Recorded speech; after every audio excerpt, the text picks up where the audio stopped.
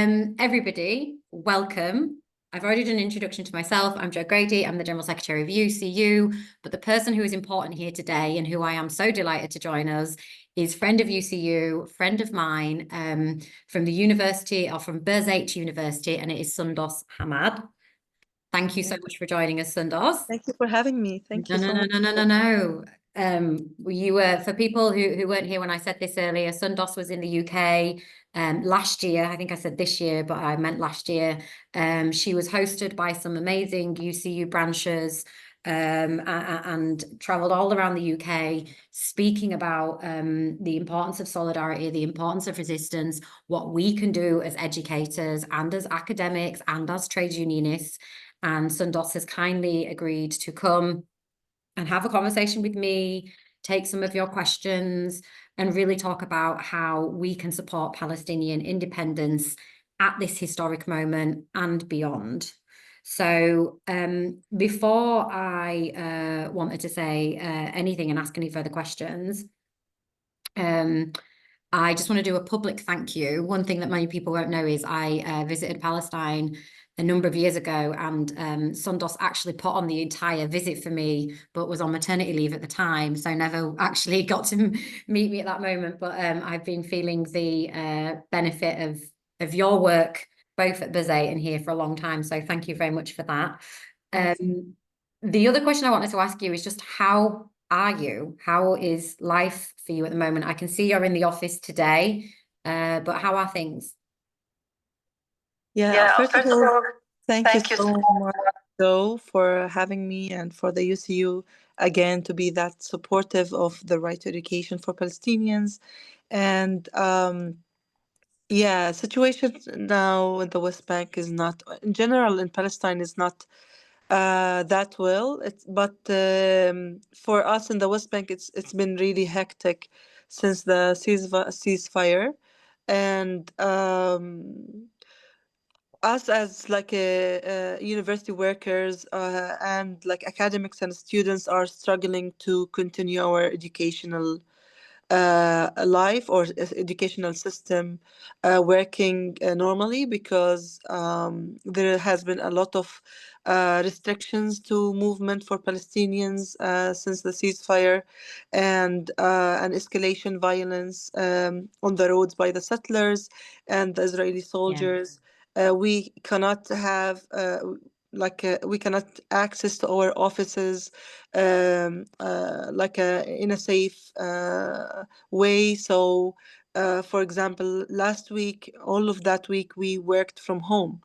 We couldn't reach campus, and since the ceasefire started, all universities in the West Bank has turned to online teaching, because not only students couldn't reach campus, but like different cities in the West Bank have a huge escalation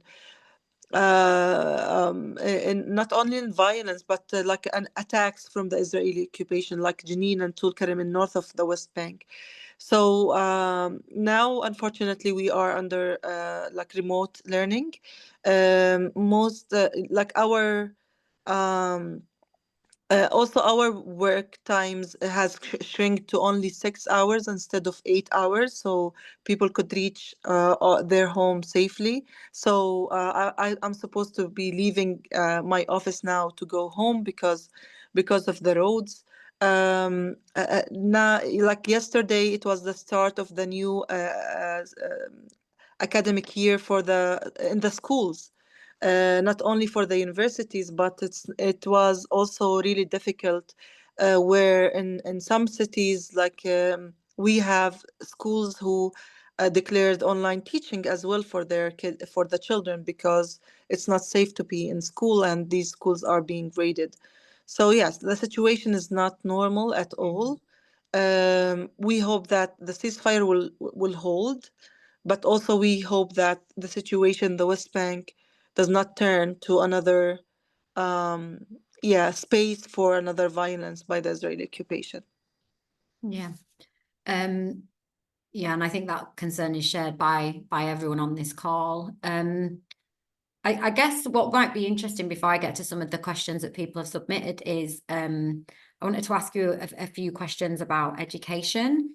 And you talked a bit about, moving online. How have you and your colleagues maintained, your teaching over recent months and just sort of keeping education and research going? So just before I answer this question, I want to just highlight that how important it is education for Palestinians. So for us, it's not an option to just shut down schools or universities and just go home and not to complete our educational life. It's really a part of our life to just continue to thrive through education despite the situation that we are living in. So it's not a new situation that we are living in. We have faced this before. Um, as universities, we more faced like these types of raids on cities in the first uprising, for example, and the second uprising, and in the recent years as well. So the universities have built like a system to counter what is going on. Um, it's not easy at all, let me say, because everything is unpredictable as well. So no matter how you put plans to maintain education and the quality of education as well, because it's like the e-learning has its issues regarding the quality of education, but yet we no matter we put plans like something unpredictable by the Israeli occupation will just affect our education system. But what keeps us moving on, that we keep a network um, of like like communication between all the faculty, the employees, and the students, so we can just have more efficiency regarding what is going on and the unpredictability that is happening. And the university has like invested in a system of e-learning, but again, it's not. I want to highlight that it's not the issue of like how we are maintaining. The issue is why we are turning to this um, in a way that we can do the diverse. We can be in campus and have our normal life, and the students have their own student life normally. But because of because we are under Israeli settler colonialism, it's like Mm. part of this colonial policy to maintain control of all aspects of our lives, including education and especially higher education, because higher education is the space where we as Palestinians have maintained like a to reproduce our collective identity that the Israeli occupation is trying to fragment outside this campus space. So it's systematically being targeted all the time, and the most we seen of targeting of higher education in Gaza in the genocide, where it's turned to a total annihilation of the education system, not only a systematic targeting of it. Um, and that tells like that sends a huge message that how education is very important for Palestinians to just seek their liberation and self-determination. In the opposite, the occupier is using and weaponizing our education against us to make it a place where we are they like impose to us a collective punishment. These spaces of higher education where it's our campuses are like regularly raided, Yeah. students are imprisoned, employees and academics are also imprisoned. um, a lot of like equipments and books are banned entry to these universities, and the even to access campus is a daily struggle. Um, if nowadays, if someone lives like 15 minutes away from campus, he or she needs 2 hour drive to campus because of the checkpoints and the restriction to movement. Imagine, like, if you are living near the campus but you cannot reach it. So Yeah. it's really difficult to to live under these circumstances, but we are trying to find ways to overcome it. Well, I've got a few questions that I want to ask you related to that. Thank you, because there's a few things. So there's somebody who just asked a question, 'cause they may not have heard it at the beginning. Helen was asking what university you're affiliated with. So that's Birzeit University, West Bank, near Ramallah. So Helen was just wanting to get an idea of where you are. But we've had a question from James, because some of what you were just saying, Sundos, I know you weren't there when I visited, but we met an amazing group of women students who I assume, you organised for me. And they were telling us at length about their fellow students that had been harassed, that had been targeted, that had been imprisoned, some of whom had been murdered for completely regular kind of student activity. And it was, shocking to hear the extent of that. And James has asked a question which very much links back to what you were just saying. James asks, to what extent are Palestinians free to ask questions and learn about their history, present, and prospects without interference from authorities? So that's why we insist on higher education and the academic freedom for higher education, because in the schools, the level of uh, surveillance, let's say, on the textbooks and narrative, and our ability as Palestinians to study our own history is really high, by not only by the Israeli occupation but also by the international committee, by a special international committee who just supervise the curricula and the textbooks every year, and just censor it every year and change the history books and the Arabic books and the identity books. And yeah, so it's that's why the higher education is our space to have um, a free um, place where we can just read more and learn more and reproduce our identity and learn more about our history as Palestinians, because like, since the establishment of the first Palestinian university, which is Birzeit University, until today, all Palestinian universities are trying to preserve their sovereignty on what they teach to these students. But there is always like military orders and interference by the occupier to change that narrative and to change what is being there. That is by like banning books, or like interfering of like who from the international academics, for example, or international students enter the Palestinian universities and teach in it.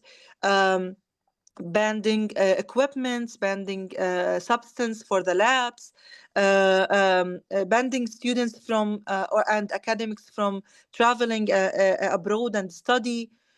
So it's like putting all these types of obstacles to not develop our educational system. Um, but in the same time, in the schools, it's really dangerous, because you are getting to the minds of the little children on how they view their Palestine and their identity as Palestinians.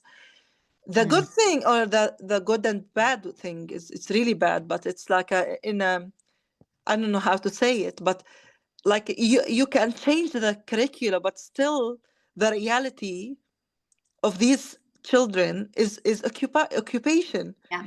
So you can teach him about like a peace in their regulation, like in the occupier regulation, and that they are Arabs and not Palestinians and whatever. But when they go to the streets, they can see the checkpoint, the apartheid wall, the soldiers who are harassing their families and them, and making their life miserable. So like no matter how you change that, no, you cannot make these children not conscious about their reality. Yeah, of course. Yeah, so it's really important to save that, preserve this space of higher education. And actually, the student movement in these campuses and the unions, the staff and workers unions is really working amazingly to preserve that also, because they are like the engine behind like working collectively towards doing actions that preserve the Palestinian identity and make it relate to the society outside of the campus. So, saying that, I have a much respect to UCU National and all the branches. When I went to the tour, which was supported by UCU National and supported by also BRECUP, the British Committee for the Universities of Palestine, and the University and College Workers for Palestine as well. It was really amazing to see like how people are working and using the tools that they use to in their unions uh, to advocate for the issues that the workers have in their workplace, but this time for Palestine and for like in solidarity with Palestine. It was also an open eye experience where I learned a lot from you guys on how you just mobilize and connect and have like this connections between branches and between the UCU National, and you have so much respect to each other. And like the level of like mobilizing, and it was really amazing to see. And I went back and I just reflect that experience on the week of action that we were calling during the tour. And it was really amazing to see like how these tools also and mechanisms work in the workplace also for others. So I have much respect for you all and for you, Joe, and for everyone in the UCU National who supported this tour, Maxine, Mary, Rob, everyone. And for all the branches, it was an amazing experience for me. Um, also, that leads me to why, يعني, the question why did like UCU National has supported such a tour, just to see like that justice anywhere, like injustice anywhere is injustice everywhere, in the words of I believe Nelson Mandela. So having that intersection of like struggles, like feeling that if these our colleagues in the Palestinian universities having that much of a struggle to just continue their educational life and normal life actually, despite all odds, we must support them in that struggle. And for me, after I returned, in the week of action we had more than 12 UCU branches who actively participated in the week of action. They did like different events and webinars. Some of them have sent statements of support for all Palestinian universities. Palestinian universities and colleagues here just they embraced that in a really beautiful way. They wanted to continue working and connecting with UCU branches in the UK, and I believe that you giving us that platform to just speak about what's going on under the settler colonialism that we are living in. It was an amazing experience. So thank you so much for that. Yeah, I mean, the gratitude is all ours to you. There's people in this webinar. I can see Carlo and Rhiannon, and there may be others. Apologies, I've missed them, who obviously took part in hosting the tour, who are passing on their well wishes. But I think so for me, I think the reason we want to keep the conversation going with you is it was really positive to have that speaking tour back in November. It was really positive for our branches to maintain those links with you and establish what we can do. I guess one of the questions I wanted to ask you, because you've actually answered a lot of the prompts I was going to kind of give you in terms of, independence and self-determination. I guess one of the questions that I have, and people on the call may share it as well, is obviously we saw the announcement of the ceasefire, and we've seen footage of families traveling back to Gaza, and we welcome that. I'm worried. We are continuing to see new violence and new bombings. So, we saw buildings in Jenin. And, you talked yourself about increased settler violence. And, we've seen really disturbing comments from Trump. And I guess I would want to know what you would like, what your hope is, and what kind of opportunities for collaboration and support we can continue to give you as things shift a little bit, but as some things look quite negative and violent as well. Yeah, first of all, as I said, the situation here is at least of what we can say is it's unpredictable. Like we cannot know what will happen tomorrow. Yeah. Regarding the political situation the situation on the ground. But what we are trying to do is like having a collective movement where people who were just supporting and in solidarity and advocating for the Palestinians' rights and for Gaza during the genocide, not to lose the momentum, but collectively working and keep working towards until this occupation ends. Like the complicity in this occupation has not ended. Like and the war has not ended as well. Like it's only a ceasefire. People now have only more time to grieve Yeah. on their lost and their beloved ones, a space and a time to bury the people who they lost. I was speaking to friends from Gaza, and I don't know where these people bring hope, but I believe even when the ceasefire when they announced the ceasefire, I didn't have that much hope. But Yeah. speaking to them, they started, they went back to their homes in the north of Gaza.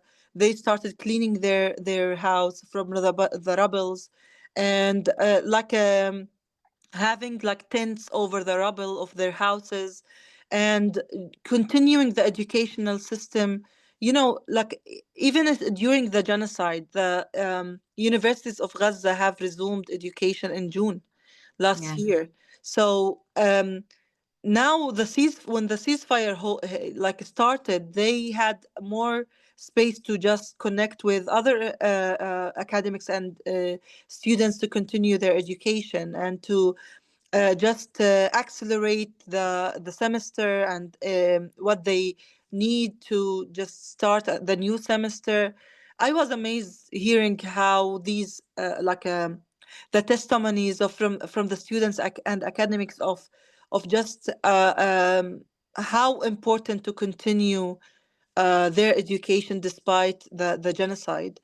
Saying that, I want to say that um, it's really important at this moment also to realize the agendas, the international agendas of the post-war, or the day after the war, regarding the education system, especially the higher education system in Gaza, because there has been many articles. One of them in New York Times that was published last April, in April last year, about the the plans of the reconstruction of the higher education in Gaza in the day after the war, and they were speaking about like building a new university, a technical university in the north of Gaza, that will replace the universities of Gaza, and it will be an international one where Israelis and Palestinians and like international students can join, and they will teach and study Gaza and the genocide in Gaza as a test to their research. And this is like very ridiculous. Like to first of all to realize that they have or they had a plan to just bypass and erase the universities of Gaza while they existed. And what we can do, first of all, we must just insist that these universities exist. Mm. That's the first thing that we must do as unions, as educators, as students, as institutions. We must recognize that the universities of Gaza still exist. The tour was one of the main objectives of the tour was to give a platform for the emergency committee of universities in Gaza, and that is like the unified body of the three main popular non-for-profit universities of Gaza, who in the during the war they were the only providers for higher education in Gaza. And like and what one of the main I believe results of the tour was like for people during the tour to recognize that yes, these universities are still functioning and working despite the destruction of the infrastructure. And what we can do now is we are trying in the Right Education campaign and with among with many like many NGOs and Palestinian human rights organizations to work on a campaign called "We Are the Universities." In Arabic, we say "نحن الجامعات." We are the universities, and that is a campaign where we want to just join everyone around the world who are in solidarity with Palestine and in the with the right to education for Palestinians to just say that despite the destruction of higher education in Gaza, Mm. the academics are there, the employees are there, the unions are there, the students are there, and they are the universities. Exactly. And that will be highlighted from the strength of the people around the world. So for the students in the student encampments, for example, they would reflect how they feel that they are reclaiming their role in their universities, um, saying that we are the universities, not the administrations who are complicit in the genocide. We are the universities, and we get to decide who we want to support and who we want our universities to be connected with, and just connect that with the idea of these people in Gaza. They are the universities, and they still exist. Yeah. Same as the academics for the unions and like everyone. So that could be a start to say that, first of all, recognize their existence. The second thing is to just work towards their priorities as universities, not the priorities of the international community or the international governments who are with the war and who are complicit in it. So one of the main priorities is to just rebuilding these universities, starting with the system rather than the building, starting rebuilding the system of education, like volunteering in teaching within these universities, for example, etc. So there are many ways to support, and one of the main ideas also to support is to end the complicity.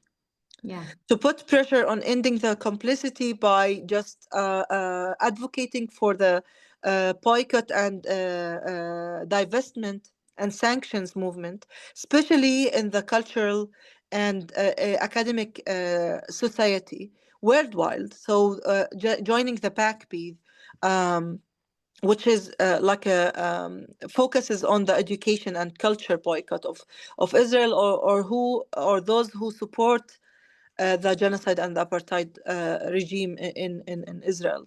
So, meaning that we have the tools and we get to decide what to do with it. Yeah. And this is like a unified call from that will be released from all universities in Palestine, from all the civil society as well, for people internationally to join in this campaign, especially in the upcoming Apartheid Week that will be in during March. March. So yeah, we are trying to tell the people that you have the power to change the status quo, and especially regarding education, because it is our future as Mm. Palestinians. And if the higher education system will be controlled by Israel in Gaza, that will be a destruction for our identity as Palestinians, and a destruction for the next generation of Palestinians, Mm. because we will lose our, not only our identity, but we will lose our ability to rebuild ourselves and our ability to self determination. So yeah.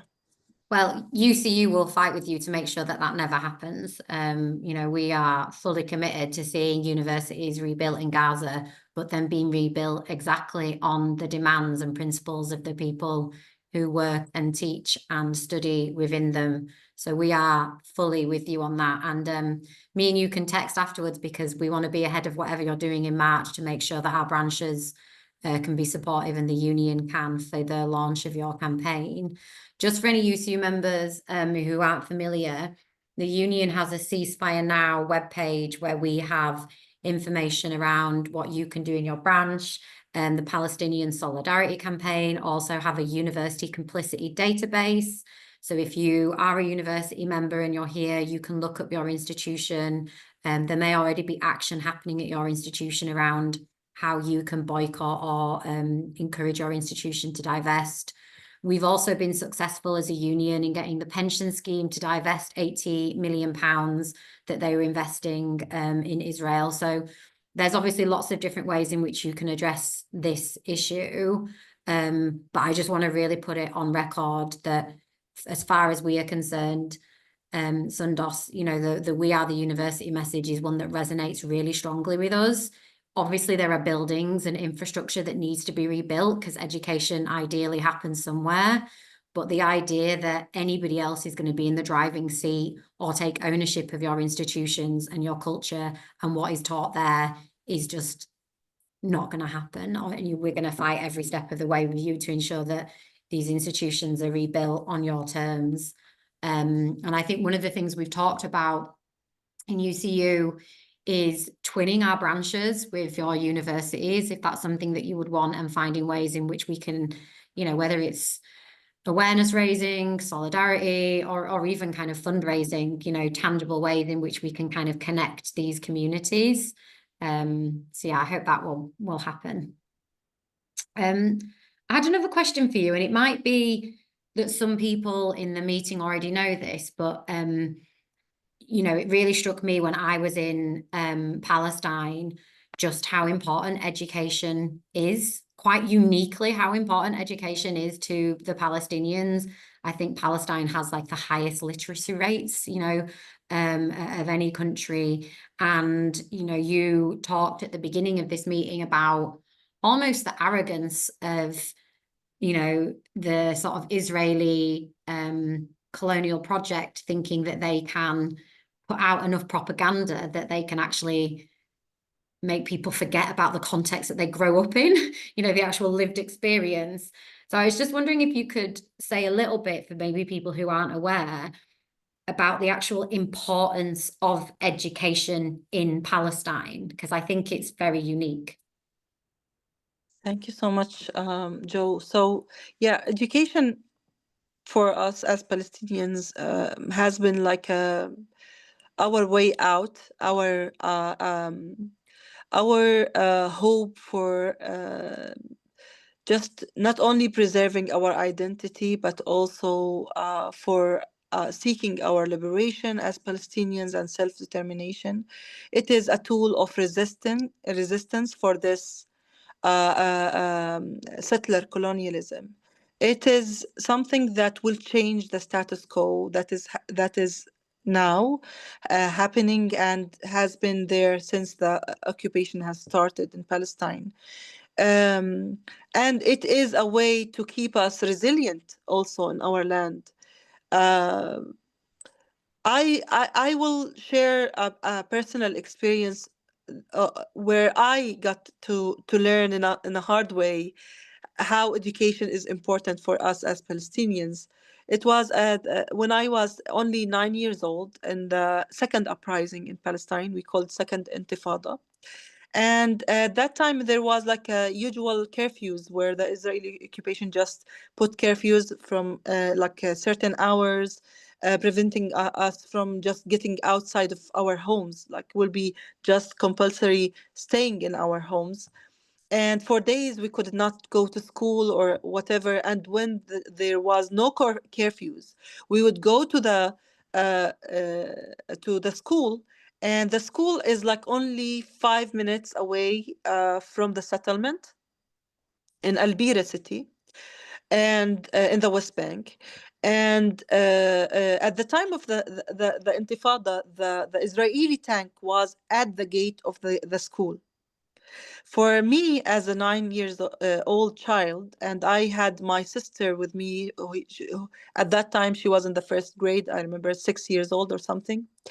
And for me, I was really curious to see what is in the Israeli tank. What is it? Like, what is that?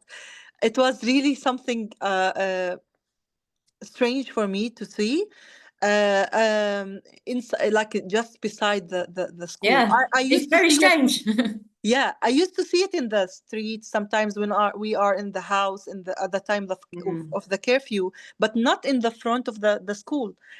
And I remember that when we like the school finishes, um, uh, uh, like children will go back home, and children, mostly like the male children, male students will go and throw rocks on Yeah.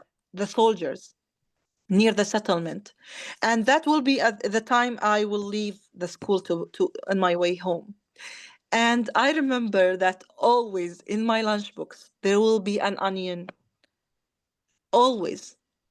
And يعني you will ask me why an onion will be in your lunchbox, It's what I and was thinking. yeah, because every day when we went back there will be like tear gases and Mm, like a lot of like rubber bullets and yeah, etc. So that the onion is my mom's way to say, just open the onion, smell it, so you don't faint, you and your sister, and you can just go home. yeah, And I remember one day that my sister, she insisted that she wants to watch the demonstration. She wants to see the children throwing the rocks. And I was telling her, no, it's really dangerous. And we got like in the front of a like a yeah, it was really chaos. I remember like the tear gas surrounding us, and I couldn't breathe. I forgot about the onion, forgot about anything. I even couldn't like hold my sister hand, and someone like saved us and put us aside now in a bit far from the tear gas. And I was like, I went back home crying for my mom. I don't want school. I don't want to go to that school. I don't want to be like like I don't want to have education anymore. yeah, And she said to me, it's not an option. This is your only way, you and your generation, to end that. Yeah. To end that, what you have seen, to end the occupation. It's not an option. So every day we would just go to school and having that onion with us in that time. And it was, for me, it was really my mom who just taught me how important it is for you to change the occupation, and for that oppression not to be on you, Yeah. for my children not to live the same way that I lived in during the second intifada. My father was imprisoned for no reason, for 3 months. And after 3 months of torture, they just released him because there was nothing on him. I remember at that time, I don't want That's my. so common, isn't it? That is Yeah, so it's common. very. Yesterday I was reading that 800,000 Palestinians have been imprisoned during this occupation. And that is the half of the male population in Palestine. It's mind blowing, and I just don't think people understand that. And like I say, this is daily life. Yes, it is daily life and it is really dangerous. Today, my colleague, she was released from the last deal. She was imprisoned. She's my colleague in the university, and she was imprisoned for 6 months under administrative detention. That means no files, under secret files, sorry, no charges, Yeah. and for indefinite time. She was released in the deal, and today was her first day back to the university, and she was telling us how much like it was torture for all the females, like no food, no proper food, no proper place. They cannot even take a bath for weeks, and it was really really ridiculous. um and yeah, I just realize, like, every time I see a testimony of like a prisoner, a Palestinian prisoner, I don't want to be in that. I don't want to experience that. I don't want my children to experience that, and I want to end that Yeah. for my people. It's really the daily level of oppression. It is unbelievable. Today I cannot even decide if I want to go outside of Ramallah. Yeah. I cannot decide if I want to travel even. When I went to the tour, I was praying for this visa to just be out for me, like, because it is at any time they can just refuse the visa. They Yeah. can for at some point they can give you the visa, and then when you are at the borders, they can tell you no, you are not allowed to travel. um yeah, it is, I believe, like, we must, like, we must, as Palestinians, it's not an option for us. Our education is our main tool to just also be human, to recognize our humanity, that Mm. we deserve our human rights the same as every human being in this world. If you are not educated, you will not be aware of your right to freedom, of your academic freedom, of your right to express yourself, of your right to just end that occupation and move freely, and um, have your right to return, have your right to self determination. I have never experienced what is the mean of being free. I have traveled a lot in my life, and everywhere I go, I feel a very strange feeling. Is that freedom or not? Because, when I went to London, I would go to, in the tour, I went to 8 cities and Mm. moved 1,300 miles. So thank you, Anne, for collecting this information.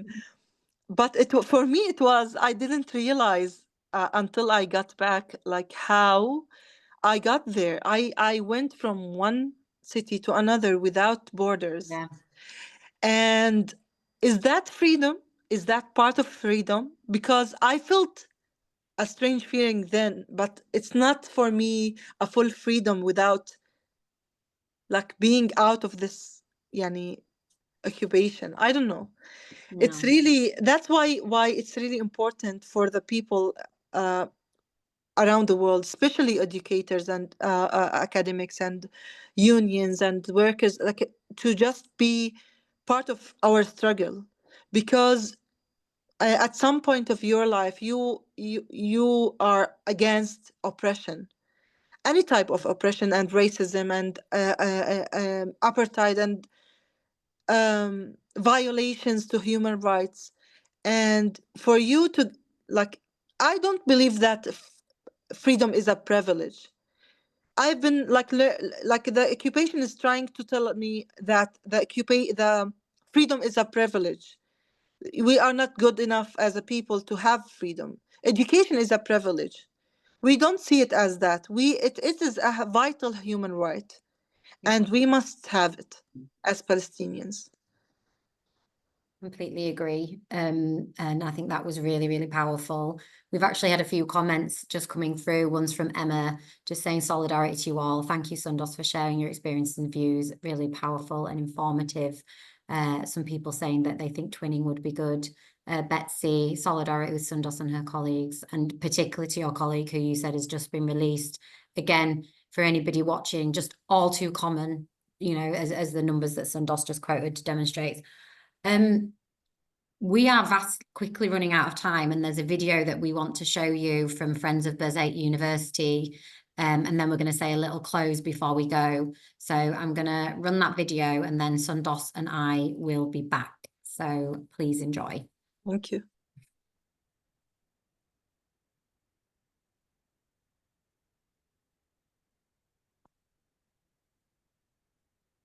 We hope they will anyway.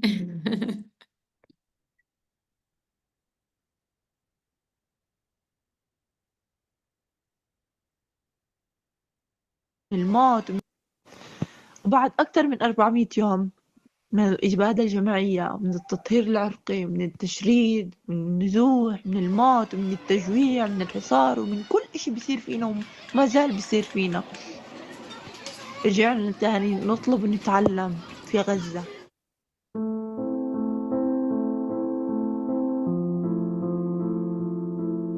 اسمي أفنان فؤاد أسد عوض، عمري 20 سنة، تخصص الإعلام وتكنولوجيا الاتصال في الكلية الجامعية مستوى ثاني. أنا الطالبة مريم حسن حمادة، طالبة تسويق إلكتروني، عمري 19 سنة، وكمان شهرين حأصير 20. أنا عمر محمد الكاشف، طالب في كلية الطب البشري بجامعة الأزهر في غزة، المستوى الرابع. My name is Dunya Abu Sitta from Al-Aqsa University. My major is English language and its methods. This is Wadi, and I'm a pharmacy student who have been graduated from Al-Azhar University this year during the war. مرحبا، أنا اسمي لوحيدي، بدرس تصميم داخلي في جامعة الأقصى. أنا الطالبة مرام إياد عبد الهادي رجب، بدرس تصميم وتطوير ويب بالكلية الجامعية التطبيقية. المفترض أنا أكون في المستوى الخامس، لكن جاءت الأقدار إنه تصير الحرب، إني أتأخر ونوقف التعليم ونوقف الدراسة، وأتأخر ما يقارب 6 شهور عن مرحلتي ومسيرتي التعليمية. يمكن كان آخر توقعاتي إني أكمل آخر سنة دراسية إلي في الجامعة إلكتروني بدون أي تواصل مع جامعتي بشكل مباشر أو مع زملائي، بس اللي خلاني إني أكمل وإني أستمر في هذه العملية إني عندي طموحات، عندي أحلام لما بعد التخرج كنت وما زلت أحلم فيها، وهذه الحرب وهذا المآسي اللي بتصير فينا وبنمر فيها حاليا مش رح توقفني إني أضل مكملة طريقي. Education and completing your academic career is not your first priority in the day. You wake up, you need to look up for water and food, and if there is an emergency evacuation alert you need to deal with, and to evacuate from your place to a safer place to settle in. يمكن من أكبر التحديات اللي بواجهها إني أنا بعيدة عن بيتي، عن مدينتي، عن ناسي، إني أنا نازحة بمكان غريب علي، إني كل يوم بضطر أمشي 8 كيلومتر للدير لأصل لنقطة نت وكهرباء بدل ما أكون بغرفتي بدرس براحتي. رغم الحرب والإبادة والمعاناة اللي إحنا بنعانيها، أنا قررت أكمل مسيرتي التعليمية وأكمل أحلامي وأهدافي. مع إنه أنا كتير بعاني من قصة النت، أنا منطقتي فيش فيها نت بالمرة. أنا لما بدي أروح أدرس أو أعمل تكليف لازم قبل بيوم أفكر وين بدي أروح، كيف بدي أجيب فلوس، كيف بدي أوفر وأروح وأشاور أهلي إن أنا رايحة هان، خوف أهلي علي بين الطريق. كل ما زاد الوقت كل ما الظروف صارت أصعب. ما في إنترنت ولا في كهرباء لحتى الطلبة يدرسوا، فهان في تحديات صارت بالنسبة للطلبة وبالنسبة للمدرسين، لأنه مش كل المدرسين سافروا خارج غزة. أنا إياد حسني الشامي، أحمل دكتوراه في هندسة البرمجيات، أعمل عميدا لكلية تكنولوجيا المعلومات بالجامعة الإسلامية، ومحاضرا فيها لمساقات الذكاء الاصطناعي وعلم البيانات.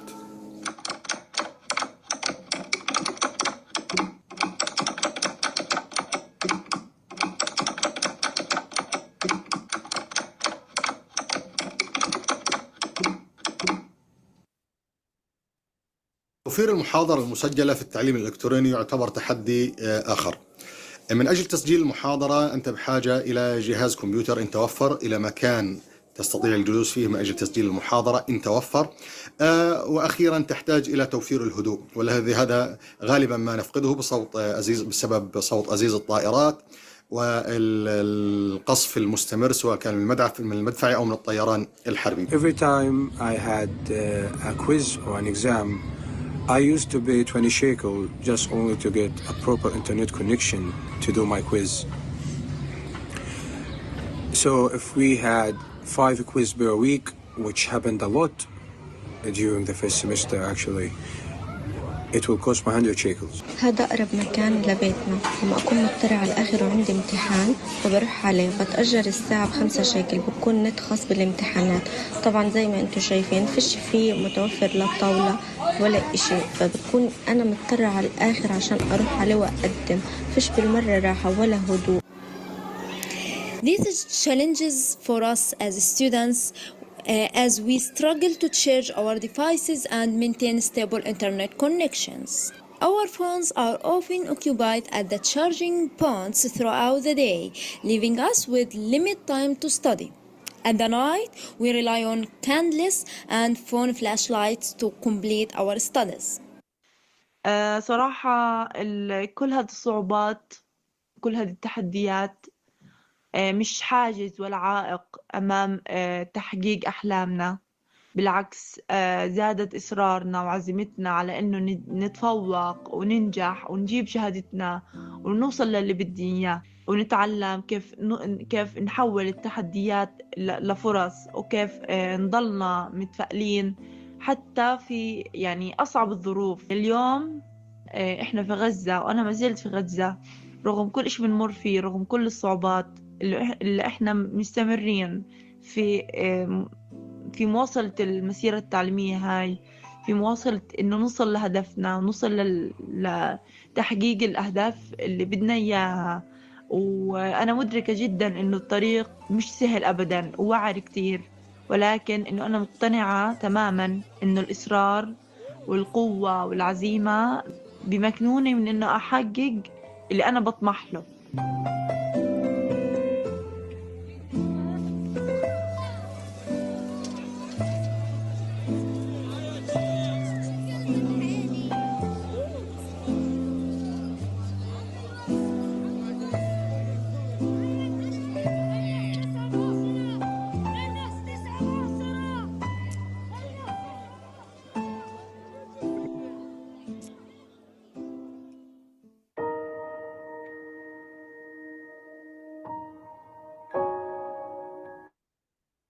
So I think, you know, we wanted to share that because it's such a powerful video, and I think just gives the voice and testimony to people on the ground. And I think it's just echoes everything you've said in this last hour, Sundos, about how education is resistance, about how actually succeeding and completing and rebuilding, you know, from tents and from the ground up with the help of your friends. And I just want to reiterate, because I'm going to give you the last word before we close.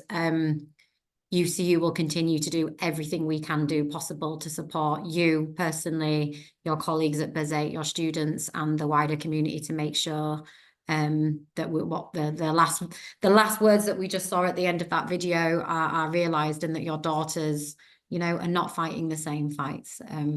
Absolute solidarity with you, and thank you so much for joining us today. And as I say, I'm going to hand over to you, Sundos, to have the last word before we close.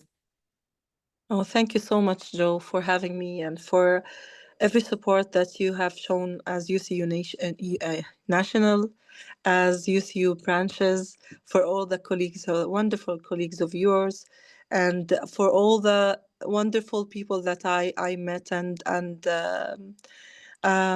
they much helped during the tour. Carlo here is one of them. Hi, Carlo. Thank you so much for being here and for always being supportive. I just want to say that at some point in this dark moment of history, we as Palestinians have felt despair. We have felt that we cannot do anything to change what is happening to our people, whether it's in Gaza or in the West Bank.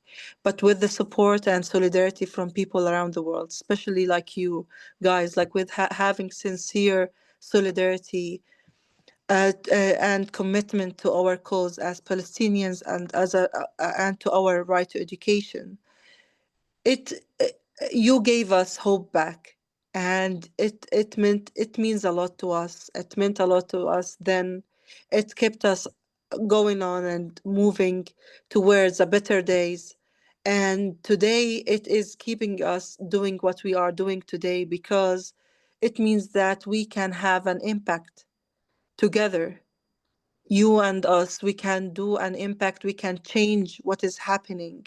We can just refuse the oppression of people, and we can refuse the genocidal acts that is happening on the ground. We can just stop it.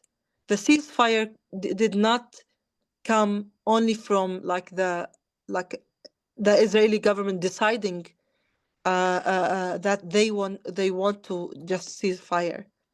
It is accumulated from the pressure of people for 15 months to stop this, and we should not lose the momentum and the powerful the power that we have as people to make this world a better day, a better world, not only for Palestinians, because I believe that this is not only about Palestine. This is a testimony of our human values.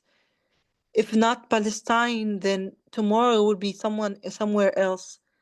So we need to thrive, to just work together and end this oppression and aggression and injustice, for people to just have their own right to self-determination and liberation. Thank you so much for having me, and thank you so much for listening to me in the past hour. And thank you everyone for organizing this. And I'm going to say on behalf of everyone, thank you very, very much for joining us and sharing everything that you did. Really beautiful, really powerful. Thank you so much, Sundos. I will speak to you soon, and to everyone watching, I'm sure I'll see you around soon. Bye-bye. Thank you. Bye.